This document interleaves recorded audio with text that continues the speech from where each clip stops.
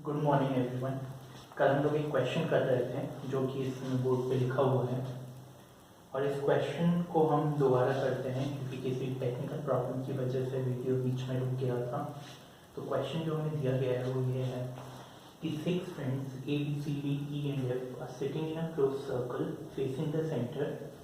D is between F and B. A is the second to the left of D and second to the right of E. और हमसे दो questions पूछे हैं, who is facing A and who is facing B। तो अब हम इसे solve करते हैं। मैंने आपको कल भी बताया था कि सिटिंग अरेंजमेंट के किसी भी क्वेश्चन को करने के लिए जो तरीका होता है वो ये होता है कि आप पहले देखिए कि कितने लोग बैठे हैं और किस फॉर्मेशन में बैठे हैं, रो में बैठे हैं या फिर सर्कल में बैठे हुए हैं।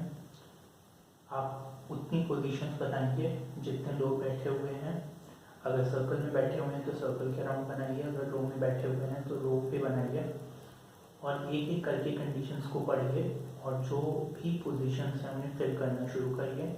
एंड में आपके पास जितने भी ऑल्टरनेटिव्स पॉसिबल हैं वो होंगे सिटिंग अरेंजमेंट के, और कोई भी क्वेश्चन जो आपसे पूछा गया है आप उसे आंसर कर पाएंगे। तो सबसे पहले हमें ये दिया गया है कि 6 लोग बैठे हुए हैं एक सर्कुलर टेबल के राउंड। तो हम एक सर्कुलर टेबल बनाते हैं और उसमें 6 लोगों की जगह बनाते हैं। तो ये 6 लोग बैठे हुए हैं।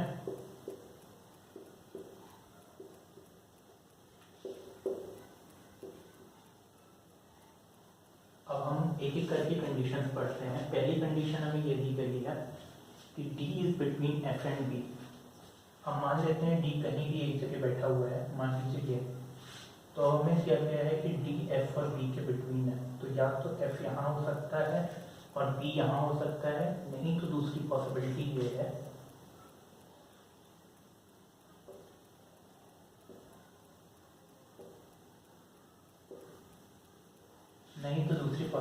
ये है कि अगर D यहाँ पे है तो B यहाँ पे हो,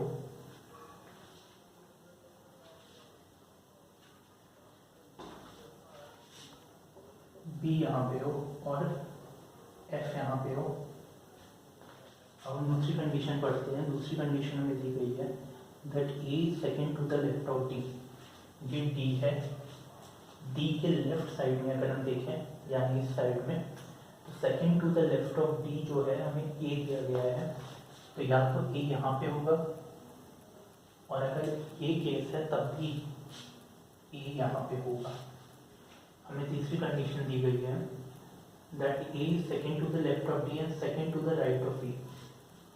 तो E के second to the right of E A है। तो अगर E यहाँ है तो second to the right of E A है, अगर E यहाँ है तो second to the right of E A है। अब बचा क्या? A हो गया, F हो गया, D हो गया, B हो गया, E हो गया, बचा C। तो C यहाँ पे आएगा या फिर C यहाँ पे आएगा। एक बार हमने कंडीशंस पढ़ के all the possible setting arrangements बना लिए हैं, उसके बाद हमसे जो भी क्वेश्चन पूछा गया है हम उन्हें आंसर कर सकते हैं।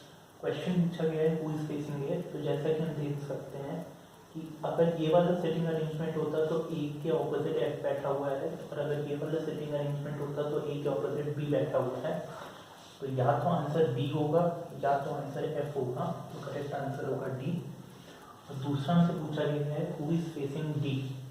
तो जैसा कि हम देख सकते हैं कि चाहे ये सेटिंग अरेंजमेंट हो या फिर ये सेटिंग अरेंजमेंट हो, डी के ऑपोजिट सी बैठा हुआ है।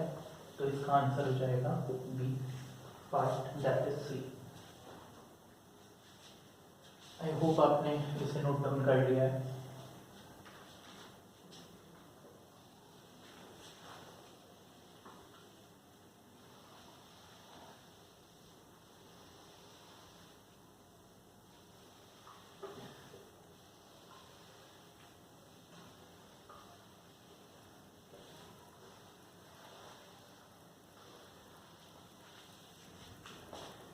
अब हम नेक्स्ट क्वेश्चन करते हैं। नेक्स्ट क्वेश्चन ये है कि 6 person A, B, C, D, E and F are sitting in two rows, are sitting in two rows, three in each row, three in each row. E is not at the end of any row. पहली condition में दी गई है कि E is not at the end of any row. दूसरी condition में दी गई है that D is second to the left of F. D is second to the left of F. तीसरी कंडीशन में दी गई है that C is the neighbor of E. C is the neighbor of E. और last condition में दी गई है that C is sitting diagonally opposite to D. C is sitting diagonally opposite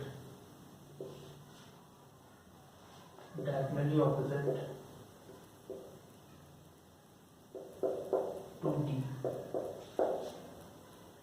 And also we are given that B is the neighbor of F. B is the neighbor of F.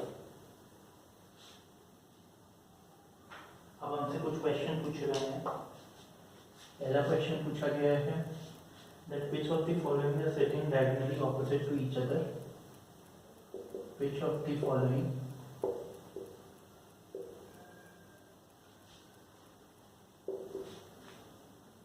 are sitting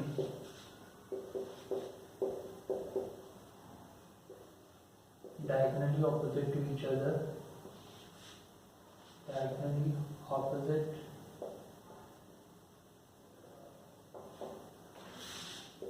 to each other. और options हैं F and C, D and A and F, या फिर A and D। और दूसरा question हमसे पूछा गया है इसी में that who is facing D, who is facing B। और ऑप्शंस हैं A, E, C या D।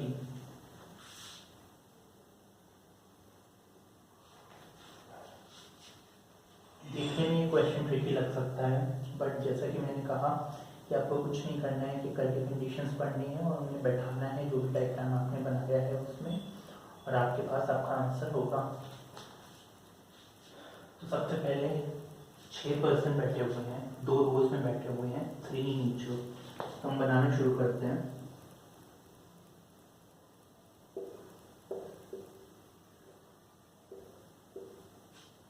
ठीक है, तो हमने 2 रोज बनाई, हर रो में 3-3 लोग बैठे हुए हैं।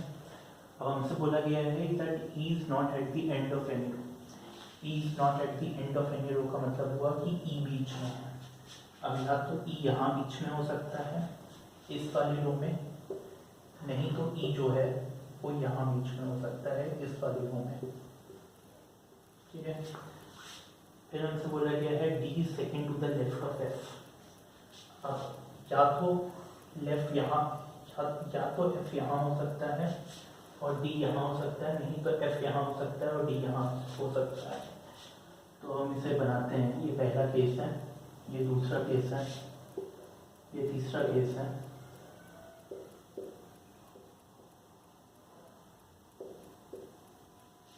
और ये चौथा केस है।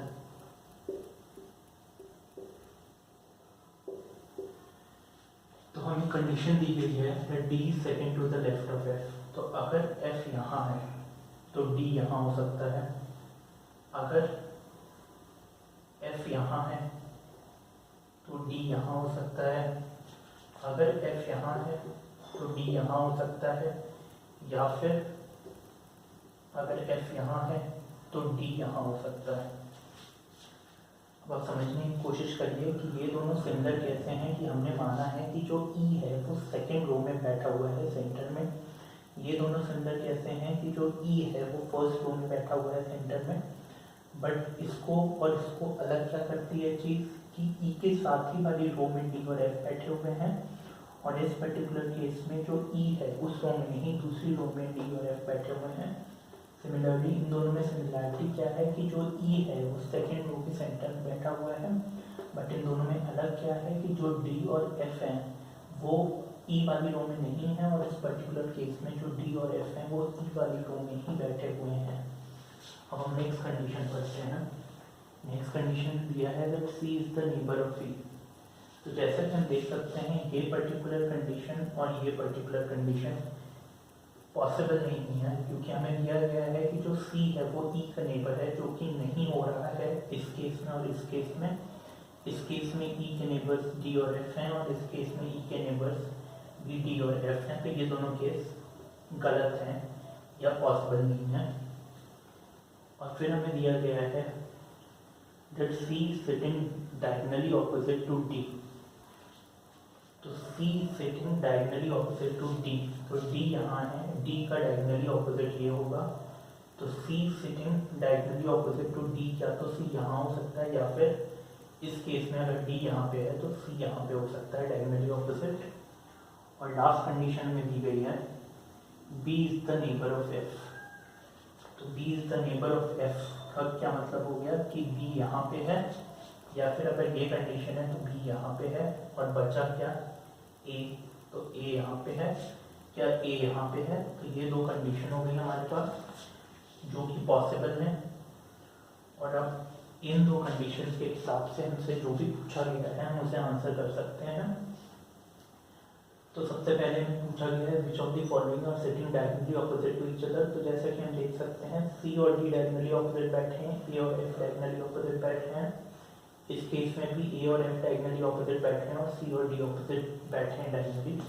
तो आंसर हो जाएगा A और F हो ऑप्शन में, या फिर C और D हो ऑप्शन में। तो जैसा कि हम देख रहे हैं कि A और F C ऑप्शन में दिया हुआ है। और फिर दूसरा क्वेश्चन है हु इज फेसिंग B। तो जैसा कि हम देख सकते हैं B को E फेस कर रहा है दोनों ही केसेस में, तो आंसर हो जाएगा E। तो आई होप ये क्वेश्चन आपको समझ में आ गया होगा। बहुत ही इजी क्वेश्चन है, एक एक करके कंडीशन पढ़नी है, और कंडीशन पढ़ने के बाद उन्हें फिट करना है जो भी आप डायग्राम बना रहे हैं उनमें, और आपके पास आंसर होगा आपका। अब जो नेक्स्ट टॉपिक हम करेंगे कवर वो होगा, नेक्स्ट टॉपिक जो हम कवर करेंगे वो है एलिगेशन एंड मिक्सचर्स।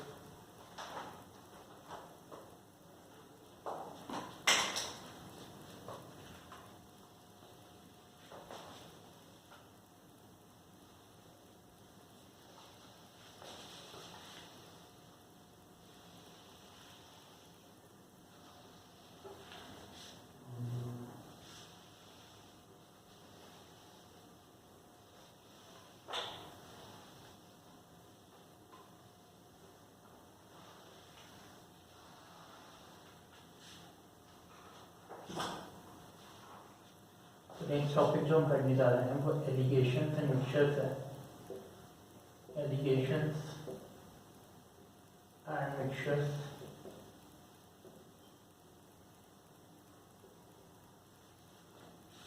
तो इस टॉपिक में सबसे पहला जो कॉन्सेप्ट हमें समझना है वो है चीपर और डियर चीज़ को मिलाने का। मान लीजिए एक चीज़ है 28 रुपीज़ पर केजी और दूसरी चीज़ है 30 रुपीज़ पर केजी। अगर हम उन्हें मिलाते हैं तो हम किस रेशियो में उन्हें मिलाएं ताकि जो रिजल्टेंट क्वांटिटी हो, जो रिजल्टेंट चीज़ हो, उसकी वैल्यू 29 रुपीज़ पर केजी हो। इस टाइप के क्वेश्चंस को जो हम सॉल्व करते हैं उस मेथड को एलिगेशन कहते हैं।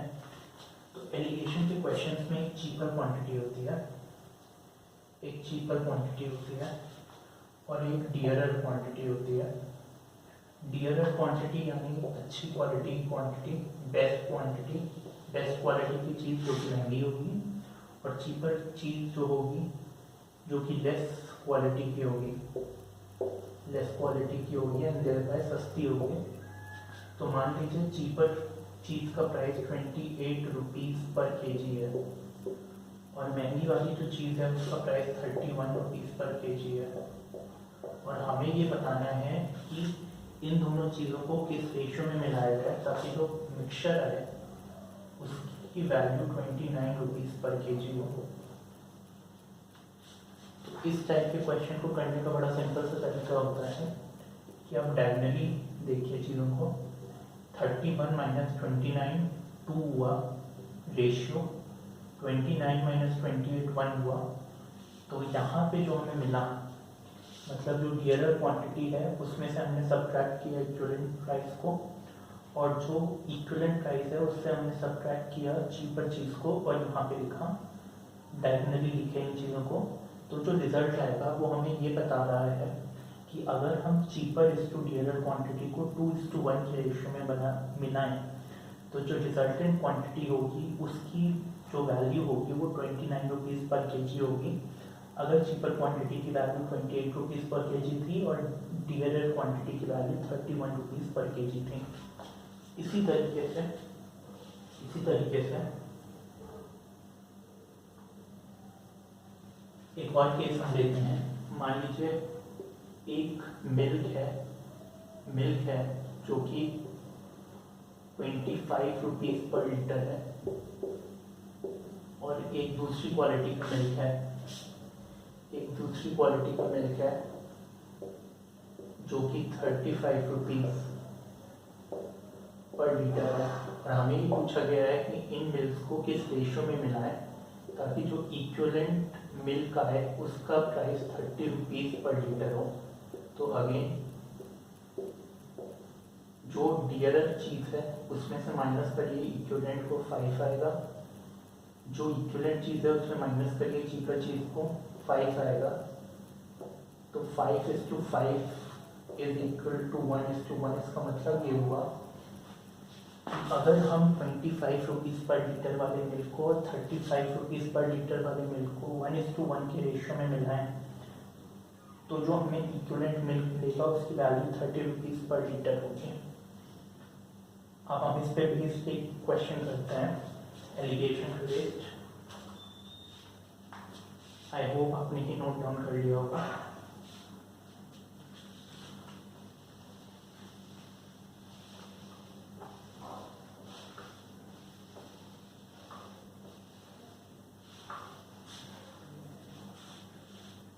क्वेश्चन ये है कि a merchant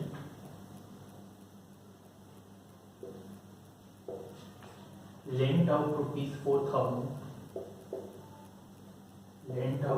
rupees 4,000 in two parts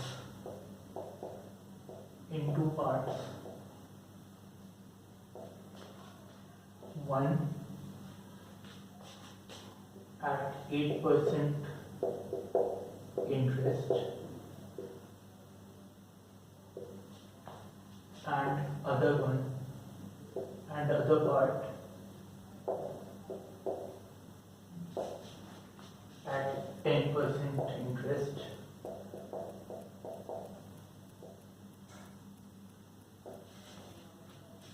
If the yearly average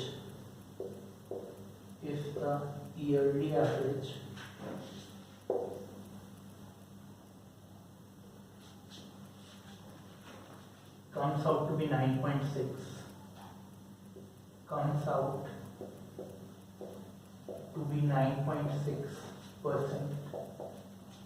then we have to find the amount that is lent at 10% interest. Then find the amount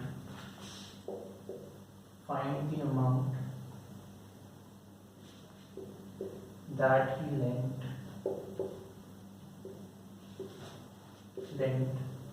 at 10% interest.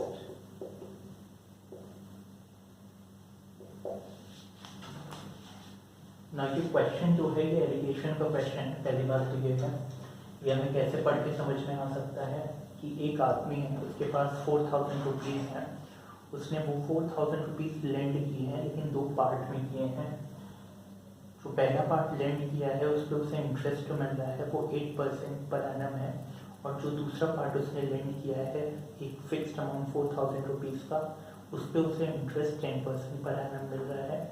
हमसे ये पूछा गया है कि अगर yearly average rate of interest 9.6% आता है तो उसने कितना अमाउंट जो है वो 10% इंटरेस्ट पे लेंड किया है।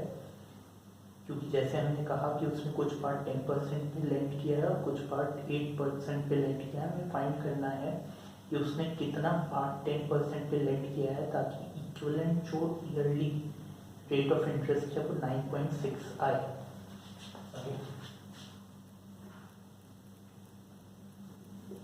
तो फिर से वही कॉन्सेप्ट है कि एक रेट ऑफ इंटरेस्ट है चीपर जो इस केस में 8% है, और एक चीज़ है डियरर जो इस केस में 10% है, और इक्विवेलेंट लाना है 9.6%।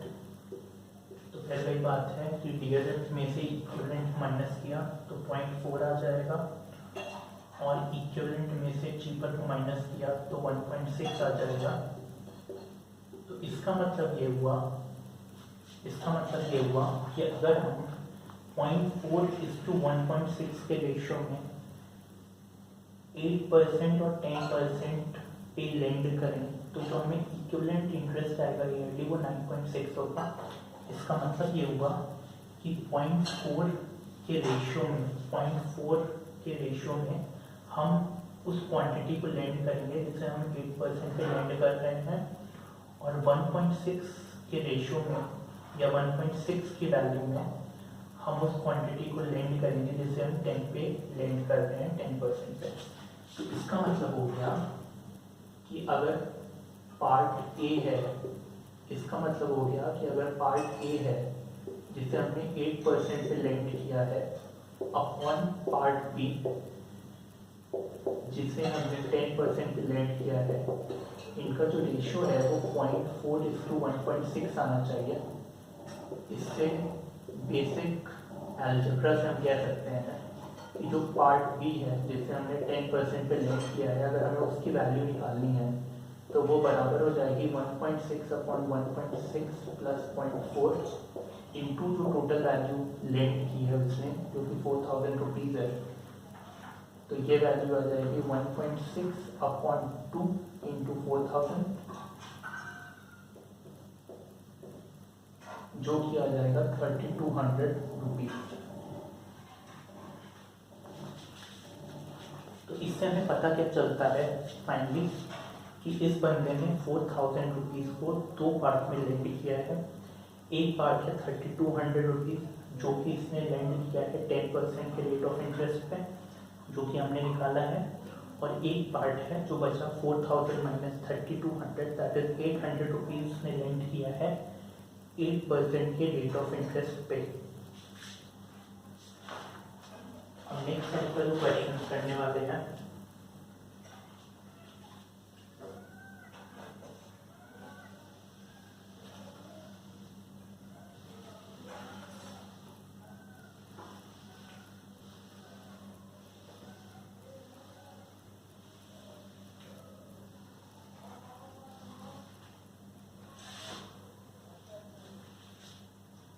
नेक्स्ट क्वेश्चन जो है वो ये है कि हमारे पास 10 लीटर्स ऑफ मिल्क है,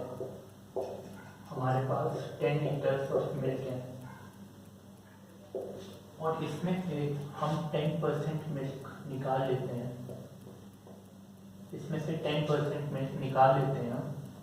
और उसे रिप्लेस कर देते हैं वाटर से।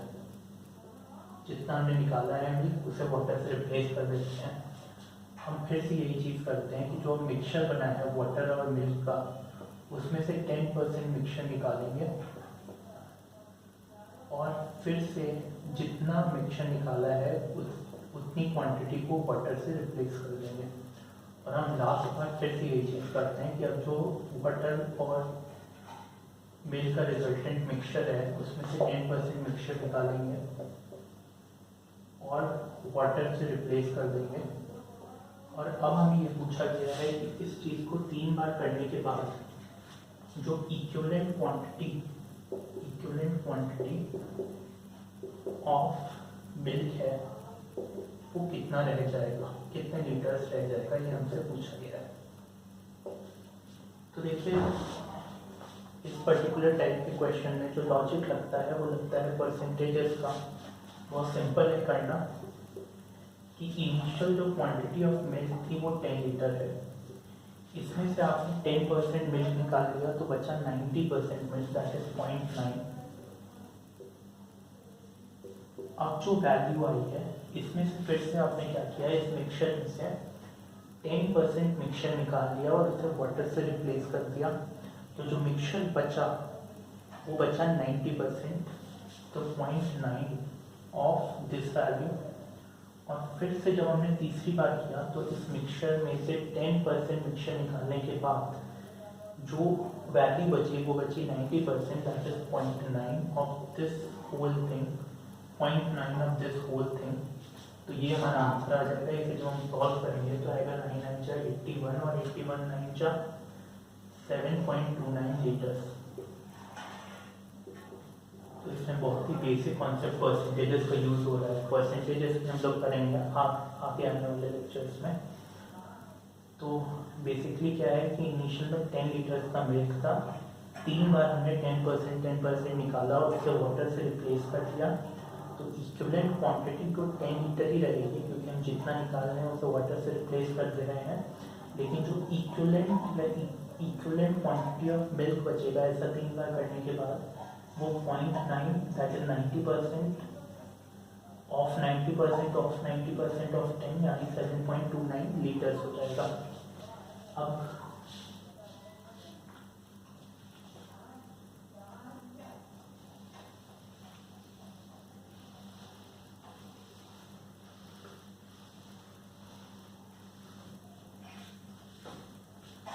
अभी हमने ये जो क्वेश्चन किया इसमें क्या था कि हमें एक क्वांटिटी दी गई थी और उसमें से हम कुछ परसेंटेज ऑफ क्वांटिटी को निकाल रहे थे और उसे वाटर से रिप्लेस कर रहे थे या किसी दूसरी चीज़ से रिप्लेस कर रहे थे।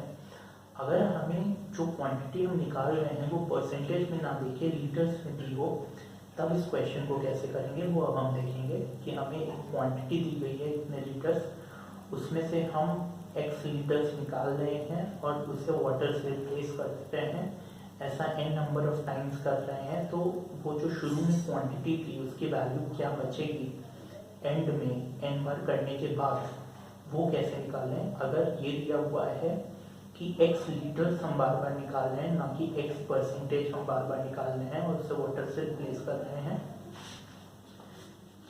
तो क्वेश्चन है कि 10 लीटर्स मिल्क है, अगेन सेम क्वेश्चन है, 10 लीटर्स मिल्क है, ठीक है, और हम इसमें से 1 लीटर मिल्क निकाल रहे हैं हर बार और उसे वाटर से रिप्लेस कर दे रहे हैं। ऐसा अगेन हम 3 बार कर रहे हैं। 1 लीटर जो मिक्सचर बना, 10 लीटर मिल्क है, 1 लीटर मिल्क निकाला, 1 लीटर पानी डाल दिया, पानी से रिप्लेस कर दिया। अब जो मिक्सचर बचा उसमें फिर से 1 लीटर मिक्सचर निकाला और जितना मिक्सचर निकाला 1 लीटर उसे पानी से रिप्लेस कर दिया। ऐसा 3 बार किया और हमें निकालना ये है कि ऐसा 3 बार करने के बाद कितना लीटर मिल्क बचेगा इस कंटेनर में। तो 1 लीटर मिल्क निकाला, वाटर से रिप्लेस कर दिया। तो इस टाइप के क्वेश्चन को करने का एक डायरेक्ट फॉर्मूला होता है, initial quantity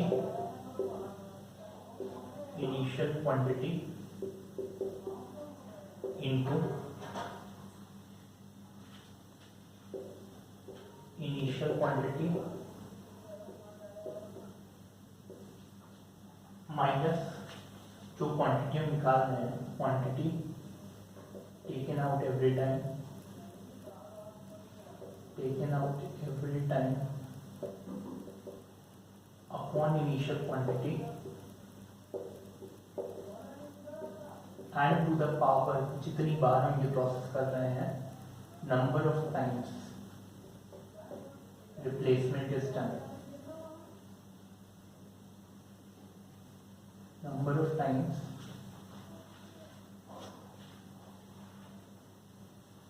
e to the power initial quantity into initial quantity minus the quantity taken out every time upon initial quantity to the power of number of times replacement is done। जैसे इस particular case में initial quantity 10 litres है, तो initial quantity into initial quantity minus quantity taken out every time 1 litre है upon initial quantity, और ये process कितनी बार किया गया है? 3 बार किया गया है।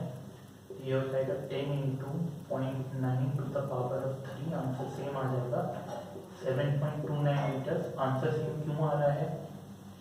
आंसर सेम इसलिए आ रहा है पिछले क्वेश्चन से, क्योंकि पिछले क्वेश्चन में हम 10% निकाल रहे थे हर बार, जो कि नथिंग बट 1 लीटर के बराबर है। 10% ऑफ 10 लीटर इज 1 लीटर। तो सेम क्वेश्चन है, बस ये ना दिया हो कि इतना परसेंटेज हम हर बार निकाल रहे हैं और वाटर से रिप्लेस कर रहे हैं। ये दिया हुआ है कि इतना लीटर हम हर बार निकाल रहे हैं और वाटर से रिप्लेस कर रहे हैं। तो इसी तरीके से नेक्स्ट क्वेश्चन है कि 600 लीटर्स मिल्क है, 600 लीटर्स मिल्क है और हम 50 लीटर्स मिल्क हर बार इसमें से निकाल रहे हैं और उतना ही मिल्क वाटर से रिप्लेस कर दे रहे हैं। तो ये प्रोसेस भी हम 3 बार कर रहे हैं। 50 लीटर मिल्क हमने निकाला, उतना ही वाटर ऐड कर दिया, फिर जो मिक्सचर आएगा उसमें से 50 लीटर मिक्सचर निकाला, वाटर से रिप्लेस कर दिया, और फिर जो मिक्सचर आएगा उसमें से 50 लीटर मिक्सचर निकाला और वाटर से रिप्लेस कर दिया। अब हमसे ये पूछा जा रहा है कि ये प्रोसेस 3 बार करने के बाद what is the quantity of milk remaining in the container, what is the quantity of milk remaining in the container।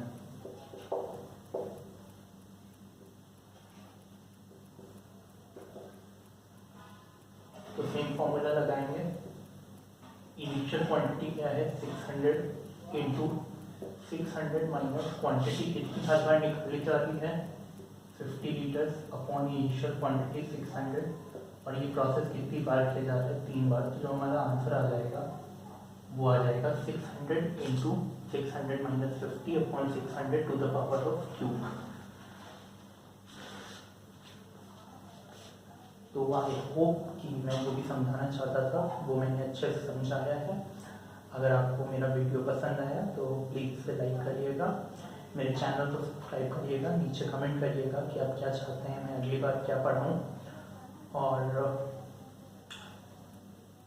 Best of luck. Thank you.